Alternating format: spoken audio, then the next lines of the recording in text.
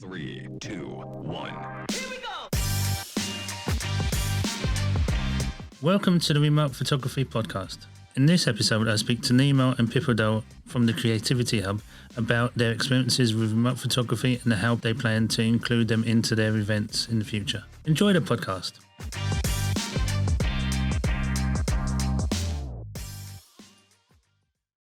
Okay, thanks to Pippa and Nemo for doing the podcast. Introduce yourselves to people and give a brief history of your time in the industry. Who wants to go first? I'm Nemo. I have been modelling for quite a long time. I started when I was about 17 and I'm, well, a little bit into my 30s, but if anyone asks, I'm 27. And I've been running kind of small and large scale creative photographic events for the last 3 or 4 years, largely across the UK. And we focus on fashion, editorial and creative themes. And I do that alongside a couple of other well-known models within the industry. Hey, my name's Pippa Doll and I am a model somehow. I don't really know how. And I like doing athletic shapes. I like doing fashion. And I've also recently got into doing creative directing for the Creativity Hub. And speaking of Creativity Hub, how long have they been around? We've been running creative photographic events since about 2017. How many years is that? 4? Mm-hmm. Nearly 4. So we run them all around the UK, largely around the south, to be honest. But we've recently just moved on to the remote scene. So we did our first kind of completely remote event in the first weekend of December. That was our Christmas event, which is usually our kind of big shindig. And we moved that completely virtual because of the lockdown last year. Yeah, I was going to ask you guys, because obviously with lockdown and stuff, all the in-person events were shut down. Did you look into doing remote shoots straight away, or was it something you had to look to see what other people were doing? Not straight away. I think setting up a remote shoot, there's a lot of things you've got to think about in terms of like having camera, having all the equipment and stuff. And I'm a massive technophobe, and like the idea of it all just scared me, but I was really inspired by what other models were doing, like Ivory Flame, Natasha J. Bella, Artemis Fauna. They were all doing like these incredible things. And I was like, oh my God, why don't we do something like that and like make it into a little event, showcase like our fashion, styling, creative direction stuff and put it in a remote thing. So we did our first one in December. That was the Winter's Tale. And we had me, Nemo and Amy Bolton was down in Plymouth with Chris Conway. Nothing quite like going big on your first one. True. I mean, I think a lot of people were like, oh, I'll just try and test it out in a one-to-one shoot. We were like, no, let's get 24 people in on one day and we'll tether in across 3 different locations. And it was literally like group shoot on steroids. It was insane. So we changed it up. So now we run it more or less like a studio day. So you mentioned people like Ivy Flame and Natasha J. Bella about remotes. Did you see the stuff they were putting up, or was it, say, did you see Facebook groups, or how did you find out about it? I saw it probably firstly on Instagram. That's like the main place I look to for inspiration, and then putting out my own work, really. Mm-hmm. I saw Ivory Flame, and also on Purpleport, I saw Natasha J. Bella put up a really cool forum post about remote shoots, and my friend ADW's photography also shot, and like the results were amazing. Like honestly, just couldn't believe that kind of quality could come from a remote shoot.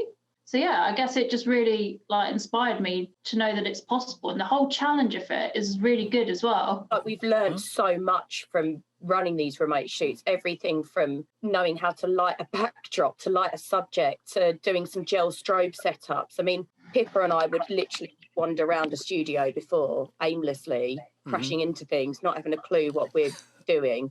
I'm still crashing into things. But I think that, I mean, Natasha is putting out some incredible work, and she's been somebody that kind of behind the scenes that I've spoken to on the phone, and she's helped me lots in terms of what camera to be using, lighting setup, kind of how to create a studio, pricing. So it's been really nice to, I guess, have help from other creatives that are in a similar situation who are quite experienced in that field. I mean, she's been doing it since the first lockdown, and we're on the whole quite new to it, really. So we've not got to the stage where we've probably done things backwards in a way, where a lot of people have started just taking on one-to-one remote bookings, whereas something that I find that I struggle with quite a lot is scaling things back. So I'm like, let's do it. Very much go hard or go home, like, unless we can do it. And that's the thing, like, these models are doing these absolutely amazing sets. Everything looks incredible. And, you know, that's the kind of like, what do you call it? The benchmark, the standard. That's the benchmark. And it's like, right, unless I'm going to do this, if I'm not going to do it properly, I'm not going to do it at all. Absolutely. So much goes into like the planning of the mood boards, like the styling, like the light setup. There's a lot of work, but you know. Yeah, I was going to say, because obviously looking at it from outside, did you think it was daunting to set up, not even just by yourselves, but doing it as an event? Did you think, oh, it's just going to be not worth the effort? Massively. I mean, like my first ever remote experience was on an event. 24 people, it was crazy. But how did you find that? Did you find it weird, or did it take you like a couple of sessions to realise, oh, this is just another new way of people taking pictures of me? I don't think I realised. I don't think I really... I mean, it was all kind of a bit of an adrenaline rush, like the first weekend we did back in December. And it wasn't until the one we did last week where I was like, oh, wait, this is just the new normal in a way. And I think also because people have more time to like talk to us, like during the shoot, like they've now got an hour or 2 hours, and it just felt like kind of like a normal shoot. Like it was really nice to like still be able to talk to photographers, but it's also like a challenge as well, because you've got to constantly be thinking on your feet. It makes you think a lot more about your modelling as well, because I think when you're in a face-to-face scenario, you have people that it's about micro movements in a face-to-face scenario. And I feel like that in remotes, is that the beauty of shooting tethered is that you can actually see yourself live on screen, whereas you don't usually get that luxury when you're shooting. I mean, you may do on the odd occasion. So you really are thinking about, okay, how is this going to be composed? What's my posing going to look like? Is everything within the set in the right place? Where are my eyes looking? So it really is like micro movements, but in a slightly different way. It's definitely more quality over quantity in remote shoots, but equally you do get the odd person that will sit there and you've got to pose for as quickly as they can smash the shutter button, and they'd like smash the mouse. Well, how many events did you say have you done remotely so far? Was it December and the one you just did this past weekend? We're moving on to our third one. So we ran A Winter's Tale in the first weekend of December, where we ran 6 different sets across 3 different locations to 24 people. And we did one last weekend, which was 4 sets from 2 different locations. And that was for 16 hours. So we had somebody booked in on each of those hours.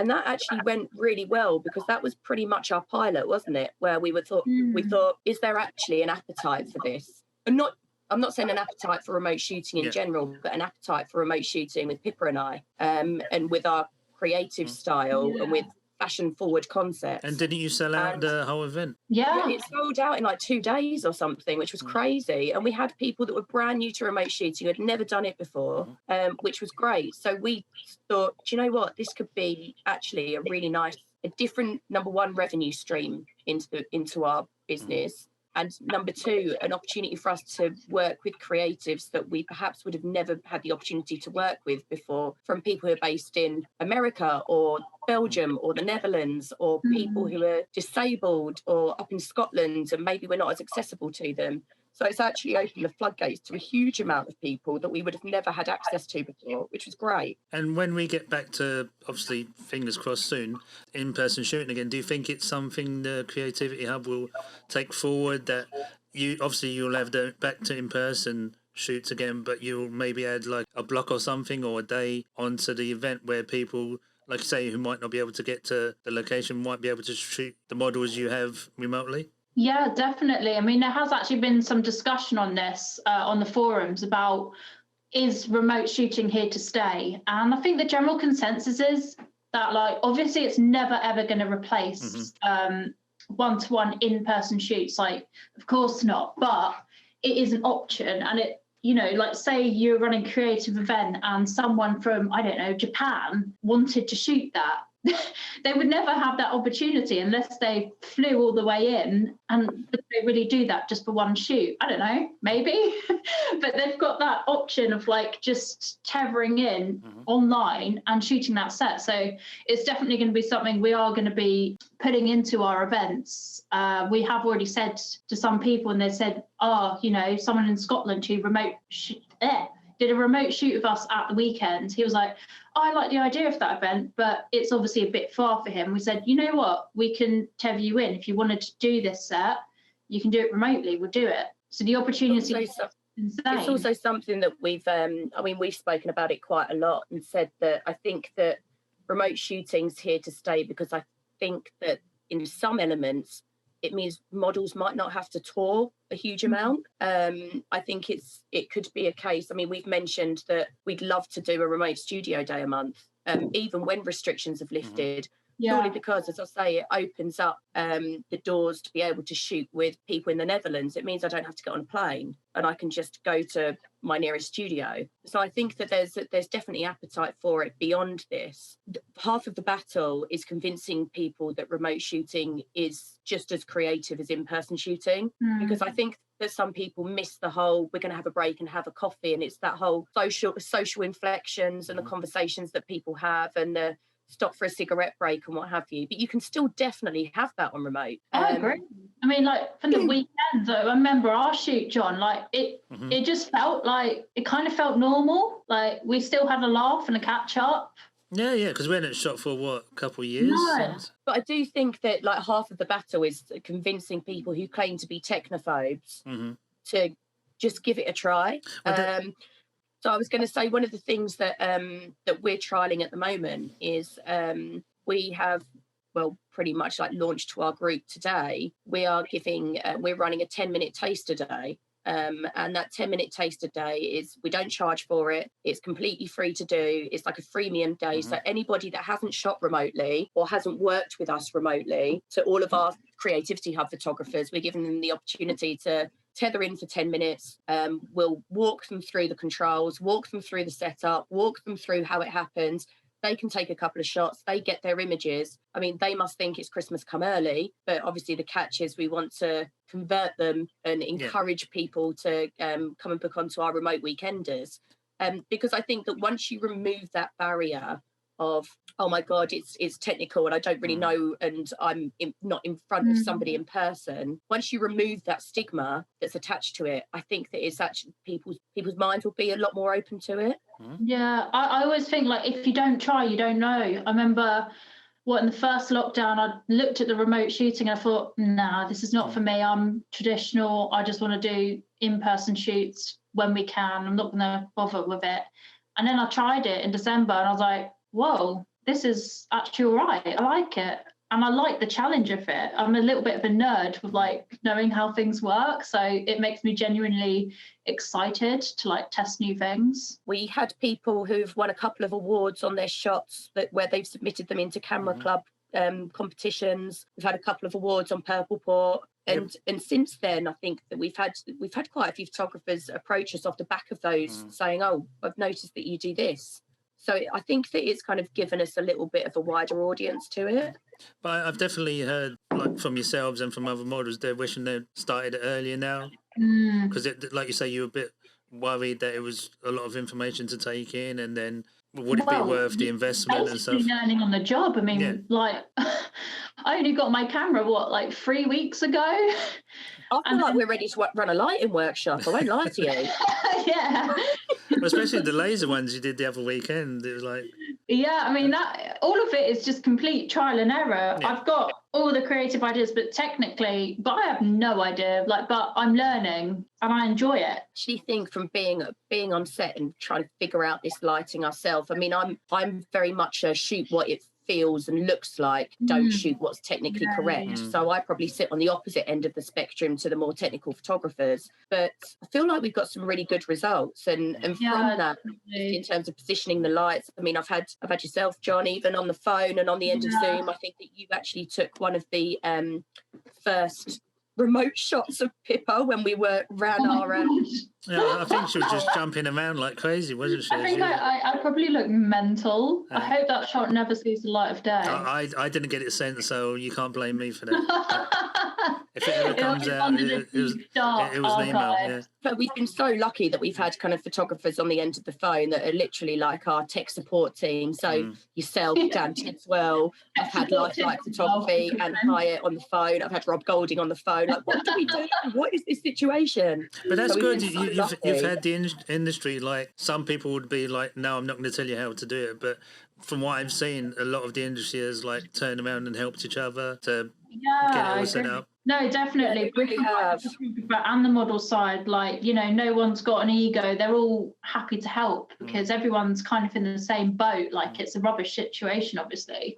And it is actually just really nice that people are willing to help and help us like learn and gain more knowledge. And equally, like, I'm obviously happy to show my amazing ring light skills if anyone's interested. Yeah, and Pippa's got amazing ring light skills. I can testify to that last Saturday. So I mean, I've got ranking on this, so you know. Speaking of gear, what cameras did you decide to go with? My experience of shooting with models, it seems like Canon's the sort of go-to. Did you look into? That's kind of why I geared towards a Canon, is because I saw lots of people were using Canon utilities, and I thought, okay, so that must be like an ease of use software. And I know some people were having troubles with Nikon and like various other cameras. I thought, okay, right, Canon seems like the good go-to. So I've got a Canon 6D with I don't even know what it is. It's a 50mm 1.4 nifty 50 lens. A nifty 50. And I've also, back in the deep dusty cupboards, I found my Sony A6000. You've revived it from the dead. I've revived it from the dead. Like, I was talking with tech support Tidswell, Dan Tidswell. I was like, I don't know what's wrong with this. It's not recognising the lens. And he goes, it's probably a lens fault. Why don't you try this? And so, yeah, I've just ordered another lens for it. So we'll see. Now you've got another camera that you can do behind the scenes for the event. So. I mean, it's only a crop sensor, but it still does the job, yeah. You've turned into a camera snob in the last 3 weeks because she's got a full frame Canon and mine's not full frame. It's full frame. So what camera have each of you got? I seem to remember. So I've got a 760D Canon. The most frustrating thing with my 760D is it doesn't trigger off-camera flash when in live view mode, and I've been ripping my hair out with it. So again, I think Natasha Bella had the same camera as well, and she experienced the same situation, so ended up buying a new camera. And I have tried everything, even down to calling all of our tech support team, who, again, haven't been able to fix it. So tech support Tidswell called him up, and he That's going to be his new nickname, isn't it? That is his name. TST, the TST.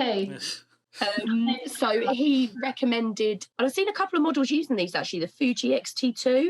I've seen a couple up with that. Have you got experience using that? I've shot with, who is it, Poetic Minx and Stephanie Dubois. They've both got Fujis, so they've found different ways to do it through like either Lightroom plugin or I think through Digicam, I want to say. That's what we use, Digicam. He also said to you to have a look at the Sony 6300 as well. I seem to remember they're like a crop sensor, so like I think they're a couple models up from or around the same model as Pippa's one. But again, it's not the gear you have, it's what the photographer and the models do to produce the pictures. I've shot with people who have like cameras that do maybe 12 megapixels, and it's still getting awesome results. So it's just. I mean, I think that a lot of the type of images that we take is we kind of do a lot of in-camera effects with ours. It's never really kind of just straight out the camera onto a plain backdrop. I mean, you should have seen the state of my camera, the poor thing behind the scenes when we ran our first event. I had fairy lights around the lens that were wrapped around there with fishing wire, with a Christmas decoration hanging from it, held in place with a permanent marker. So is that the shot with the blue hair that you put up today? Was that with like the Christmas lights and the fairy lights? This was like the sci-fi-ish one. So that was actually taken. I mean, I say it's a prism, but it's actually an old Christmas decoration that I just didn't put in the loft. So it's not the one we use on Saturday, is it? No. Okay. That was a slightly different utensil. Well, especially with doing events, did you find remote shooting be limiting, or it just gave you more creativity to do something that maybe you wouldn't have thought of doing in person? It definitely limits the events. There's absolutely no doubt about that, because our events are like, it's more than just a photography event. It's like a fully immersive experience. Like, people can stay over.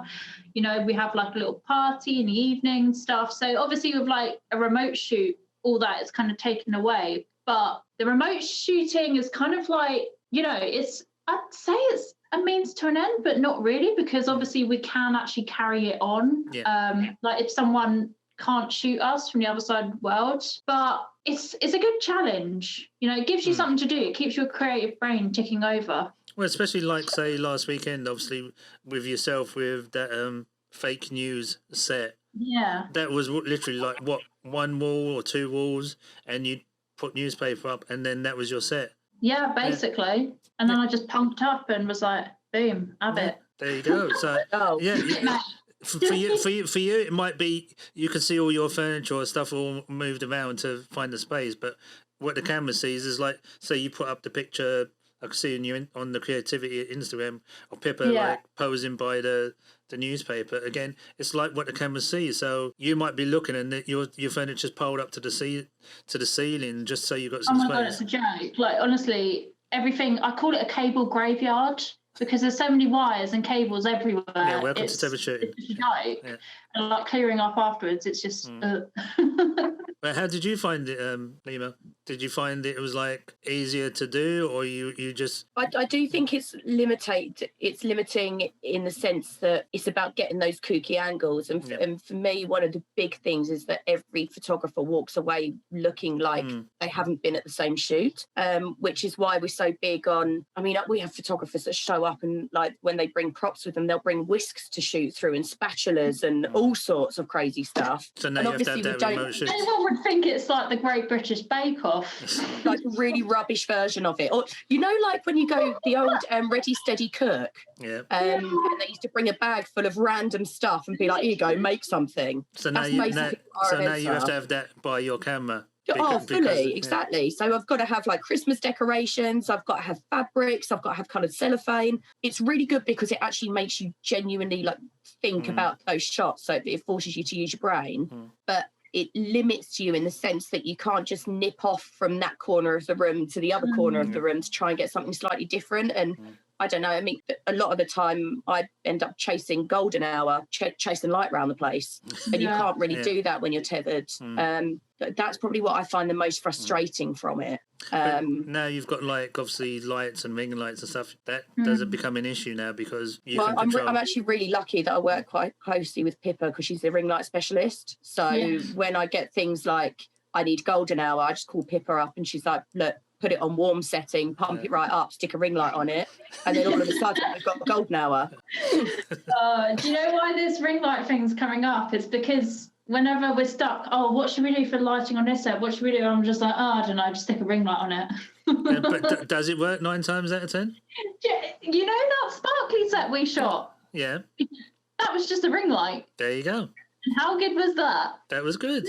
But we do use flashes as well. Yeah, you say, like example, last weekend, I know you both used flash to obviously get the lighting and stuff. So I would absolutely love something that we really want to do in the when restrictions lift. Is there are a lot of people that we work with that are part of our group that are disabled or they don't have easy access to particular locations, and I would absolutely love to run a location-based remote shoot in an urbex type location for people who maybe they can't access that location as easily. I mean, we found a really cool place. And to be honest with you, there are so many cool places in place because there's a model that I follow and she's brilliant. She's called Silk and she has all of these amazing locations that she goes and shoots in.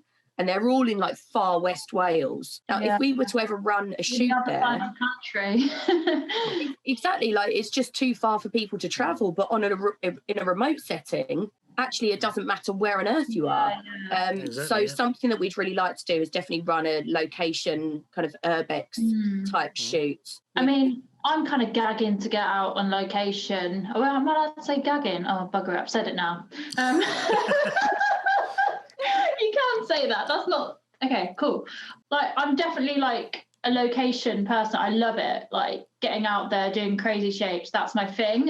But whether that can be done remotely is another question. I know some models have done stuff on location, but I want to see if I can integrate, like, my athletic movement on location. To be fair, Pippa, you did do handstands at the end of our one. I did do handstands. You really wanted to do it, and you said, no, we're going to do it, and you literally did 3 handstands. So I think you can do pull shapes during remote shoots. Yeah. I'd probably have to hold them because obviously the whole remote shooting is a little bit slower. Yeah. So I'll just have to deal with it. Yeah, because first I think we did 3 because I know by the time you did the 3rd one, you were like, okay, I think that's as much as I could do because you were literally having to... I'm out of practice. No, there is that, but it's like you say. It's like you're saying, you're having to hold the pose longer because, especially with the internet, they have to move the focus point and stuff. Yeah. Whereas in person is quicker. To be fair, that's not too different from an in-person shoot. Like the amount of times that people are like, I'll be doing some weird, crazy pose, like, and they'll be like, oh, I just need to change a lens, and I'm literally like, leg behind my head, like upside down. Not the time and space. I think that it could possibly be easier to do your athletic, shapey stuff when restrictions lift and you're able to be outside with somebody who's not from your household, for example, to sit down and hold the camera at a particular angle. I mean, I wouldn't put my hand up and volunteer if that's been me because I feel like that I'd massively screw that up. But I think if you've got an assistant who genuinely knew what they were doing with composition, you could like definitely capture that. But I'd really like to do. I mean, there's actually some really lovely little kind of like derelict country locations near us. They're beautiful in the spring. So fingers crossed if restrictions lift, I'd love to do. That's where we did, I don't know if you saw it, Pip, a couple of years ago, Alex McHugh and I did like an Elves of Rivendell event there. Oh, yeah. Lots of like huge, big, mossy rocks. There's also a beautiful place in Wales called Puzzlewood where Star Wars was filmed. Oh my God, yes, I've seen that. Incredible. It's got all of these crazy like wooden drawbridges and bright green coloured mossy rocks. And I'd love to be able to go and do a remote shoot there as well. That'd be super cool. It just depends how long the laptops would hold out power for. It's an entourage. Hashtag no limitations. Hashtag want to be an entourage. Accepting applications now. Hashtag Ringlight Workshop. Being an events organiser, how do you get people to find out you're doing events? So obviously you've started a Facebook group, you've got your social media. Do you do it through that or do you have a mailing list or something like that? We have a mailing list. It's very extensive. But no, oh God. But we have... We're quite lucky in the sense that where we've been going for quite a while, we've got a private Facebook group that's full of photographers that have already attended our events before. So we've all met them, come and like spend weekends with us regularly whenever they can. And we're kind of like a really big, crazy family circus. So we'll always pump it out to those people first. We advertise via our mailing lists, via our Instagram platforms, our Facebook platforms. But to be honest with you, most people tend to take it who are people that we know. Yeah, because you've already got that customer base. I'd probably say that. I'd probably say that every event that we put on, whether it be remote or face-to-face, about 70 to 80% of the spaces are taken from our regular customer base, which is really nice because it feels like you're just working with your mates. Yeah. And they're honestly such a lovely bunch, like a lovely, lovely bunch. The only thing that's another thing that's quite frustrating is there's a guy who we work with quite a lot who is an incredible, incredible baker, like incredible. And I haven't eaten one of his cakes for a year, and that makes me really sad. But he's promised that on the next one, he's made a special hub recipe cheesecake. So I can't wait to give that a little taste. I'm chief taster. So yeah, on the hub events, you will also get fed with amazing baked goods. Okay. Sorry. Okay, you mentioned before that you think remote shooting is going to be around in some form. Do you see it always going to be around there, or do you think, like, say, after a year when people are shooting that it's going to disappear? But like, I think you mentioned that you've got clientele that are maybe disabled photographers, or they can't get to this country or whatever, that you might still carry on. Oh yeah, definitely. I mean, if there's like still the demand to carry it on, like of course. I think no one really knows exactly what's going to happen. I mean, you might be right. Like once we get back into face-to-face shooting, eventually, people just stick to that. But it's the fact that the opportunity is there for like literally anyone across the globe.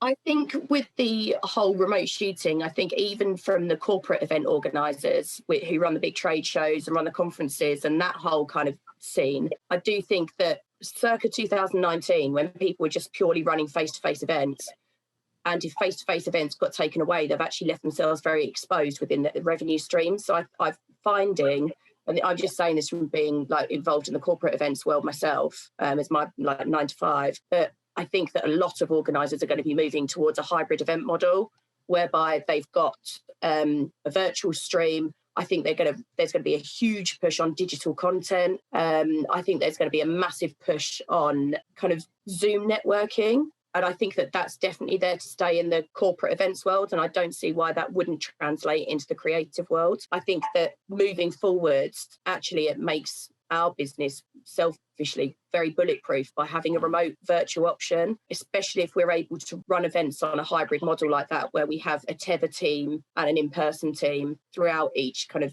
larger scale event. But one of the things that I was thinking of, and I'll kind of throw this question to you, John, really, is the way that our events are structured is we often pair photographers up for each event. Right. And that's essentially the team for the day, where they go around and shoot different sets and what have you. Which works really well in person because one person could be holding a reflector or holding a prism or what have you, or holding a snow machine. And obviously it's not like that in a tethered.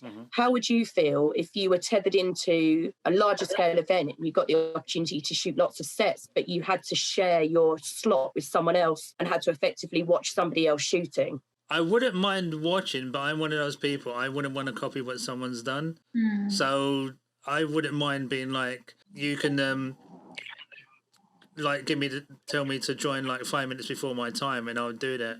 Or again, I don't mind sitting there watching what another photographer's doing, but again, me personally would be like, I don't want to get influenced by what someone else is shooting. So if I see that they're shooting that, do you think you'd have the opportunity to creatively bounce off of that other person, like within the group with the model, other photographer, and yourself? It depends how you do it, because often, like, because we're doing this over Zoom, to have both of you in at the same time, that might work. Or maybe you'd do like a say messenger group where you'd put the photographers in the same room that they can talk to each other. I mean, obviously, like you'd pair together people who know each other and get on. That would be the ideal situation. Because I know some photographers actually prefer working with someone. There's a few people who I've worked with in the past who have been like either like a husband and wife team, or they're just two friends and they like prefer shooting together because they bounce off each other well. But yeah, I know that's not for everyone, but it's a good option to have. Well, it's definitely something for you to look into, because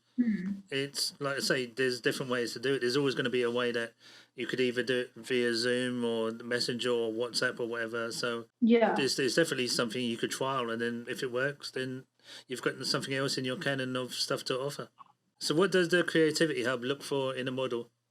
So we obviously look for someone who's got a good fashion base, but they don't necessarily have to be your typical fashion model. If anything, like we like to have as diverse a range as possible. Like we like to include guys, different races, like ages, and even like disabilities. So different sizes as well. Like, so you don't necessarily have to be that stereotypical. We kind of want to go as far away from that as possible, really. But obviously having a good, strong fashion basis is really important. And being able to act as well, like being able to kind of throw in different themes and stuff like that. To make it a unique experience. And I think also on top of that, just to add on to what Pippa was saying, is somebody who can, what I call, this sounds very cheesy, but work a room. So somebody who's like electric to have on set, who really engages with everybody, especially for if you're shooting with somebody for quite a long time, or if people are spending the whole weekend either remote shooting or face-to-face shooting with us. We want that person to become your DJ in the evening, or your sommelier, or your dancer, or and just be able to kind of work the room, really. So I think you got that in Pippa. Am I just like the Joker? I think so. Yeah, you can work with him. You can work with him. But you were teaching yoga at the last one. I was actually, and it was really funny watching photographer's yoga around the dinner table. And you didn't charge? No, it was again another perk of coming to a hub event.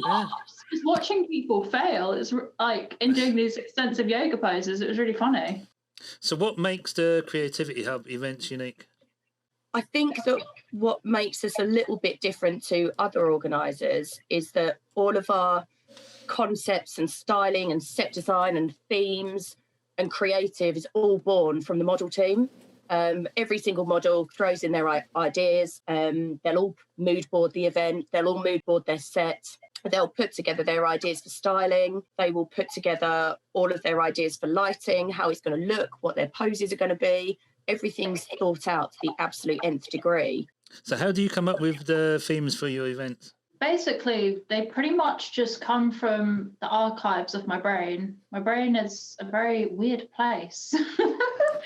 No, essentially what we do is I love spider diagrams. So I'll just come up with like one thing. I don't know, say that's 60s icons, what we did. And then I'll just make a massive spider diagram, like tailor off loads of different things, like where we can work around it, like the different things within the 60s. And then I will go to Pinterest and see what editorials have been done under that theme, and then kind of work around how I can build a set from that, how I can make it unique to us.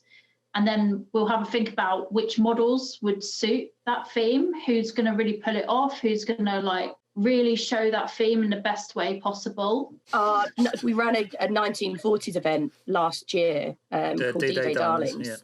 Which is something, I mean, it was one of the highlights of my year last year, to be honest with you. And it's only because the way that was born, actually, is about 2 years ago, my dad was moving house.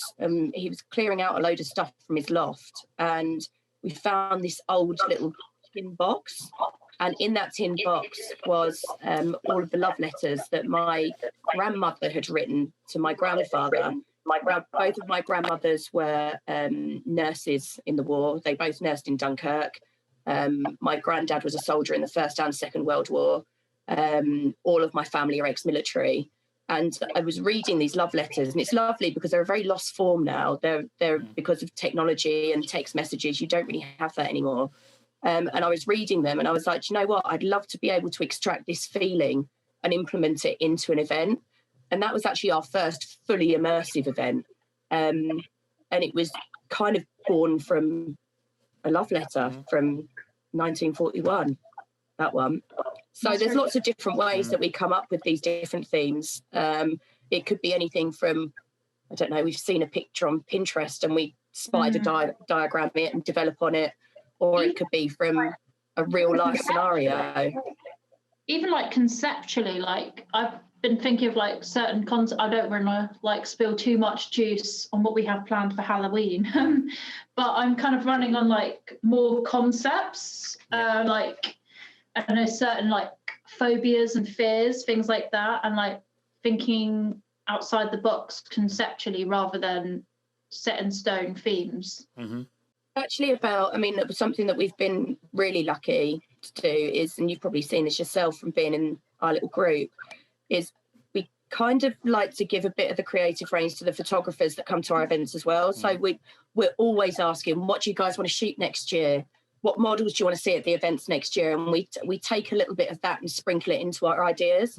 There was somebody who said last summer, I'd absolutely love to do a creative makeup shoot But I can imagine booking a studio, a makeup artist and a model and get 2 looks out of that. All of a sudden, to do that as your own individual budget, it just completely blows it and it becomes too expensive. We kind of took that and I thought, actually, we could make this really avant-garde and amazing. And Earth Children was born, where we now have a prosthetic makeup artist team.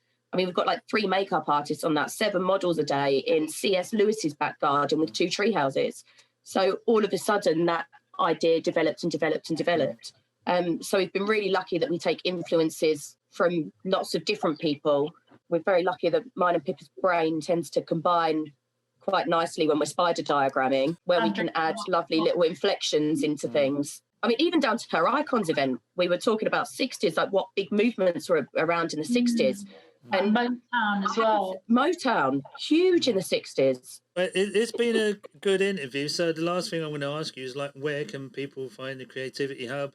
So we just had a new website that's been launched. It's creativityhubevents.com. So you'll see all of our team of models that get involved in all of our set design and our styling.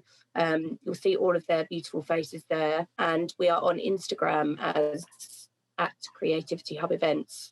Our July event is on the 24th and 25th of that month, and it is sci-fi themed. We have 10 incredible models for that one as well. It's actually in a 23-bedroom refurbished Victorian church. It's going to be the venue for our big hub summer shindig. We're going to be doing light painting at midnight and all sorts of crazy stuff. So, if you want to come and check us out and see what we're all about, can I just you're ask, more than welcome to join. Is there going to be any remote photography in this?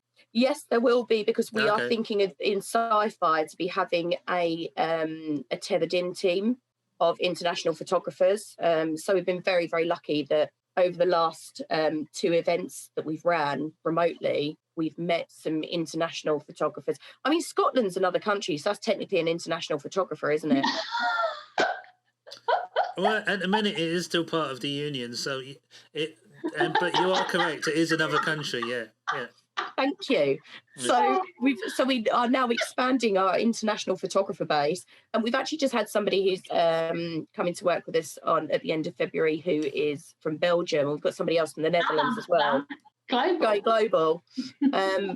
So we will have a tethered in team at Sci-Fi as well, and I mean, it makes sense to be able to have kind of a bit of a technology aspect to a sci-fi event, right? Yeah. And do you want to go like full on Star Trek with it all? Yeah, babe. Love it, babe. Love it, babe. All right, do you want to tell people about your own social media? Okay, so if you want to go and follow us on social media, it is @CreativityHubEvents. Pippa's, which is who it is speaking right now, is @Pippa Model, and Nemo's is Look, It's Nemo. Okay, thanks for both of you doing the podcast today, and hopefully we'll see some more events from the Creativity Hub pretty soon. I feel like you need a gin.